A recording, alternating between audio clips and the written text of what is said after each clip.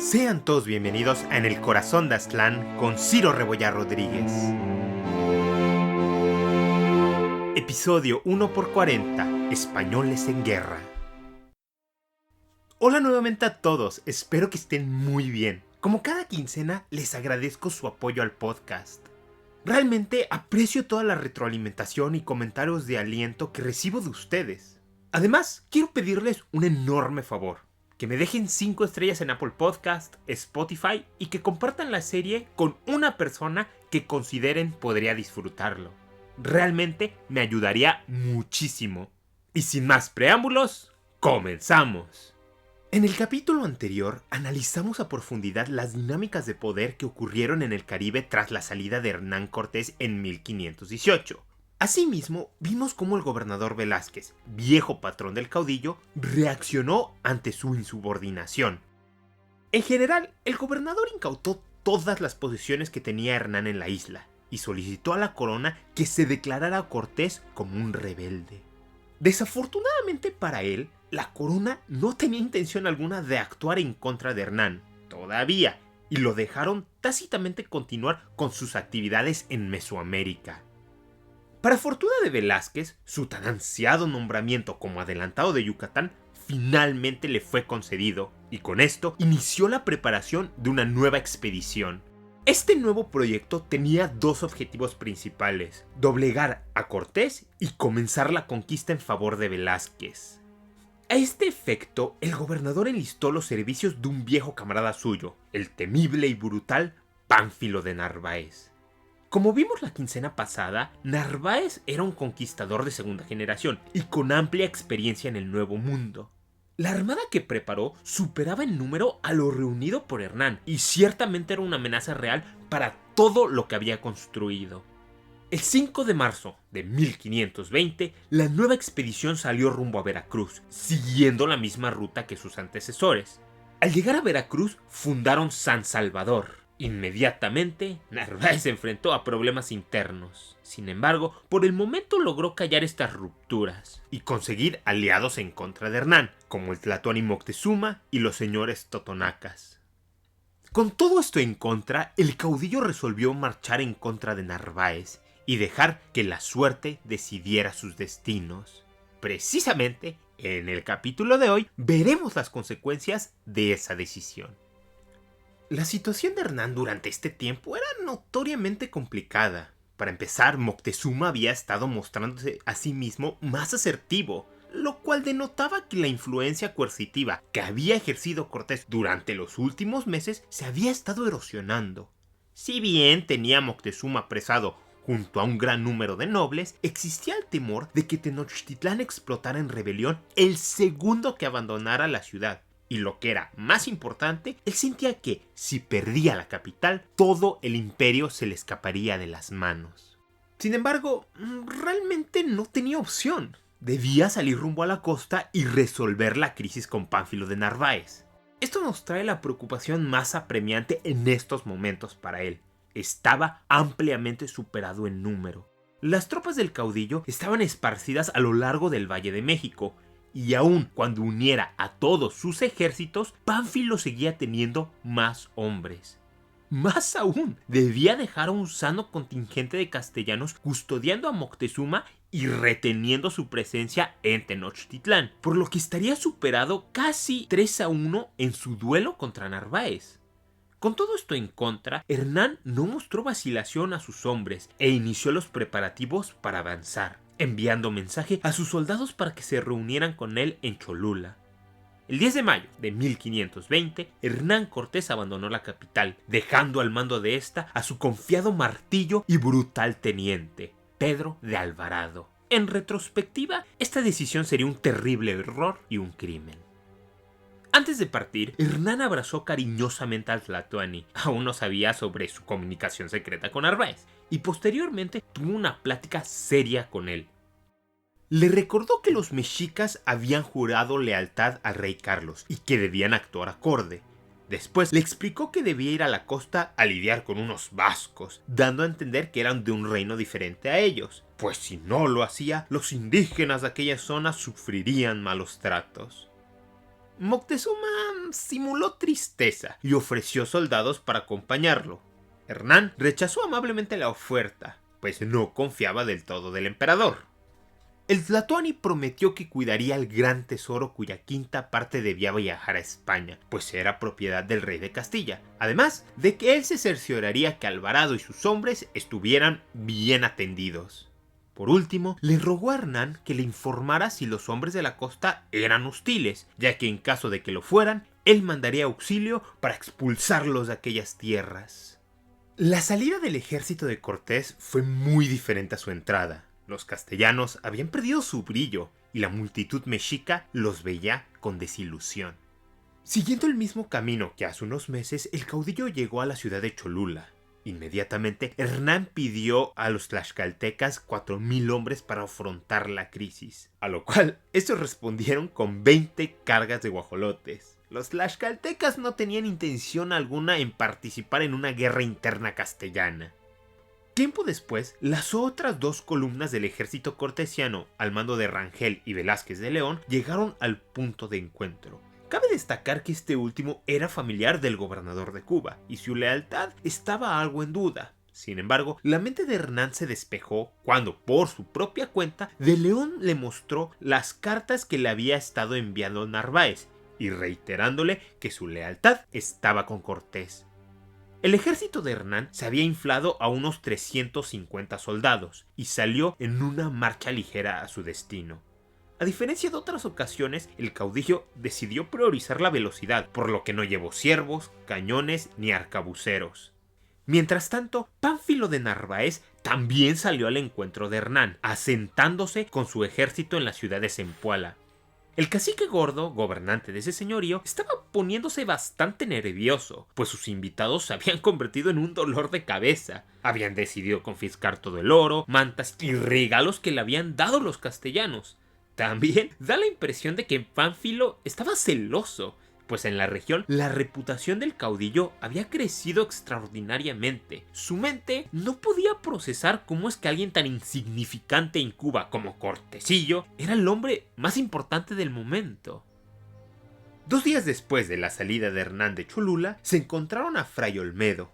Recordarán que el capítulo pasado Cortés lo envió a investigar qué onda, y este le contó sobre sus malos tratos, cómo Narváez le presumió el tamaño de su ejército, sus planes de conquistar el territorio para sí mismo, su control de Zempoala y la expulsión de Ailón. No obstante, la noticia bomba, sin duda, fue que Moctezuma había estado en contacto con Pánfilo y que habían acordado su liberación. La noticia del Tlatoani lo enfureció como nunca. Y en general, todo esto ensombrecía sus prospectos, pero seguiría marchando de frente. El caudillo arribó al poblado de Quechula y ahí recibió a una delegación enviada por Narváez. Uno de los hombres, que se decía a sí mismo escribano real, comenzó a rentar a Hernán con sus palabras y agresivamente sacó una carta. Cortés, algo ofendido, interrumpió su lectura y le dijo que primero demostrara su cargo. Este le contestó que no traía consigo sus documentos, y Hernán lo arrestó. Tras algunos días bajo custodia, los dejó ir y les dio muchos regalos para que repartieran en el campamento. Esto fue una jugada maestra, pues a pesar del incidente, la delegación no tenía más que buenas palabras sobre el caudillo. Después, el ejército continuó su marcha hacia Orizaba. Durante el trayecto, Hernán tomó ciertas precauciones, repartiendo entre su tropa la suma de alrededor de 8,000 pesos. Entre estos cazadores de fortuna, la lealtad era una mercancía a la venta. Una vez en Orizaba, una fuerte lluvia descendió sobre la ciudad, frenando cualquier avance. Durante este periodo, llegaron al campamento los espías que había enviado Hernán y le trajeron más información sobre la moral del campamento de Narváez. Posteriormente, Cortés envió un nuevo mensaje a su contrincante. El intercambio fue bastante intenso. Hernán prácticamente le dijo que desistiera de sus intenciones o que presentara documentos formales del rey. En caso de que no los tuviera, debía dejar de llamarse a sí mismo capitán general o justicia mayor de aquellas tierras, pues esto era abierta traición en contra de su majestad. El mensaje terminó con un llamado a los soldados comunes, amenazándolos que, de continuar en su apoyo al usurpador, también serían castigados. Narváez arrebatadamente apresó a los emisarios. El propósito de estas advertencias era 1. Ganar tiempo. Necesitaba que sus gestiones en España avanzaran. 2. Sembrar temor y disidencia entre las filas de su enemigo. Y 3. Establecer un marco legal para atacar a otros castellanos, pues aún en las guerras civiles había ciertas costumbres que se debían observar. En este caso, su mensaje era como un requerimiento. Dicho todo esto, Hernán ya estaba determinado en resolver la crisis con fuego y hierro. Tras este mensaje formal, la comunicación entre ambos bandos continuó en la superficie. Sin embargo, por debajo del agua, ambos generales estaban planeando distintas intrigas y complots. Los siguientes días se caracterizaron por una serie de intercambios de mensajes, amenazas y espionaje. Sin duda, de todo esto, quien salió victorioso fue Hernán Cortés. Verán, esgrimiendo su diplomacia y oro, logró sobornar rápidamente a varios de los hombres de confianza de Narváez. La mayoría de los regidores y oficiales de San Salvador habían recibido algún tipo de regalo o promesa por parte del caudillo. En palabras de uno de los acompañantes de Pánfilo, el campamento había sido inundado de oro cortesiano. El último emisario que envió Hernán fue el anteriormente mencionado Velázquez de León. Al llegar fue recibido de una excelente manera. De León era familiar del gobernador de Cuba y de muchos de los hombres que servían bajo Pánfilo de Narváez. Al principio, muchos en el campamento creían que de León venía precisamente a unirse a ellos. No obstante, el mensajero velozmente despejó estas dudas, diciendo que venía a ver si podían sellar las paces. Narváez respondió con una risotada y exclamando que ¿cómo haría las paces con un traidor? A esto, de León respondió firmemente que Hernán era un fiel siervo de su majestad. Esto no le pareció a Pánfilo, el cual intentó, sin éxito, convencerlo de unírsele. Habiendo fallado, intentó arrestar a de León, pero lo detuvieron.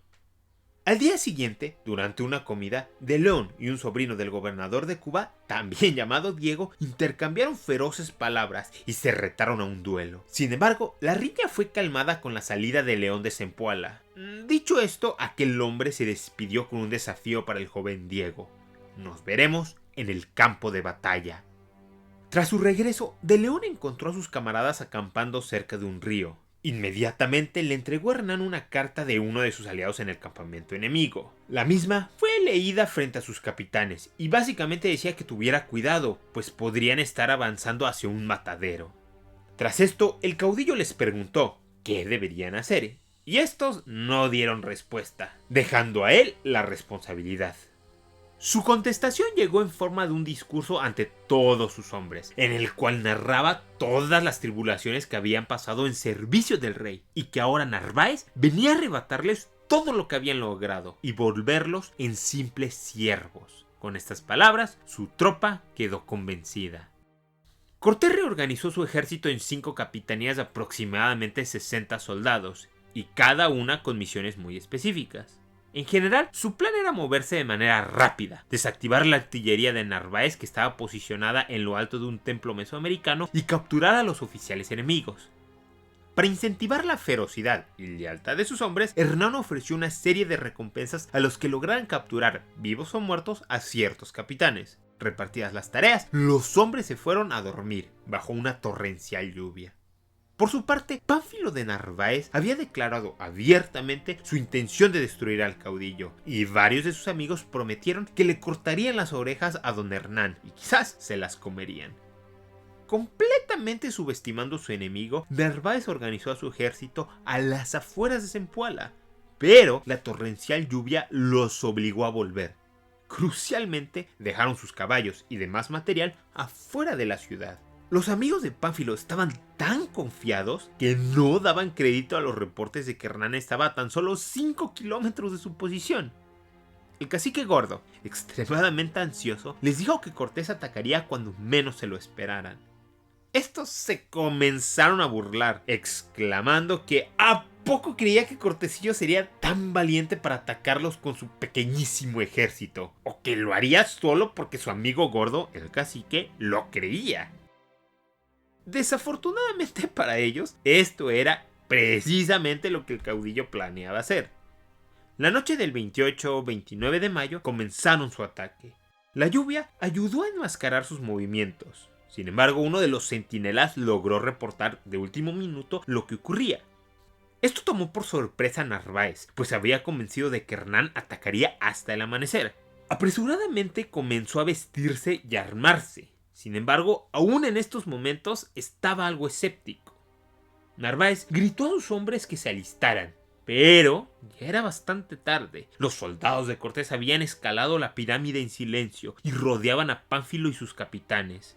En las escaleras de aquel recinto comenzaron a luchar ambos ejércitos en medio de la oscuridad. Los cortesianos traían unas picas que eran muy útiles frente a las espadas y forzaron un retroceso a los defensores. Narváez se retiró hacia el interior del templo y comenzó a balancear su enorme espada en la oscuridad, con poco éxito.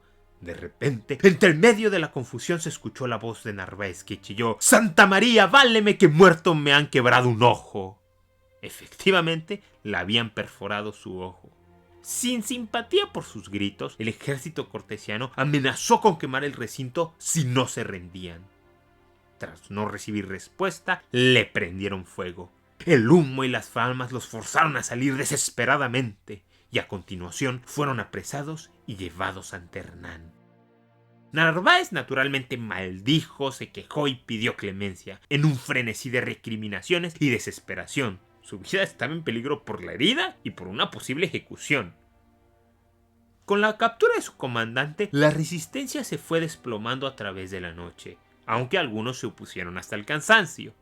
Finalmente, el ejército de Narváez se rindió, y la mayoría de los soldados aceptaron unirse a la empresa del caudillo alegremente.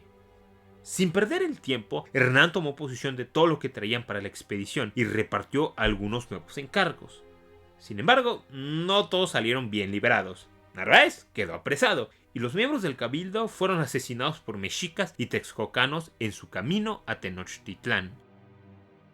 La victoria de Hernán había sido completa, gracias a su buena distribución de sobornos, la lealtad de sus hombres, la bravura de sus soldados y la excesiva confianza de su enemigo.